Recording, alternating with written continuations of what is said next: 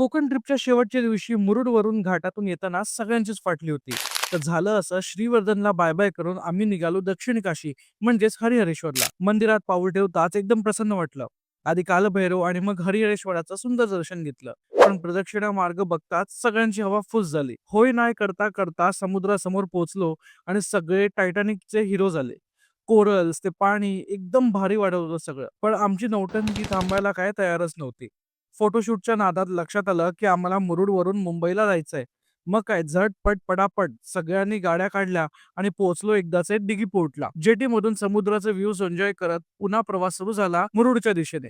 वाटेत जंजिरा किल्ला दिसला आणि थोड्याच वेळात आम्ही पोहोचलो मुरुडला. दुपार झालेली, सुमस्तपैकी नंदाई खानावळमध्ये माशांवर ताव मारला आणि तिथून निघायची इच्छाच झाली नाही. पण शेवटी ठरवलं, की अंधार पडला तरी चालेल, पण निघूया. कारण आतापर्यंत रील्समध्ये पाहिलेले कोकणातले घाट रस्ते अनुभवताना सगळ्यांचीच अशी वाटलेली, की कधी एकदाचे मुंबईला पोहोचतोय असं झालेलं. आणि फायनली आम्ही घरी पोहोचलो. तुम्हाला व्हिडिओ कसा वाटला ते नक्की कमेंट करा आणि द रोमिंग न्यूजला फॉलो करायला विसरू नका.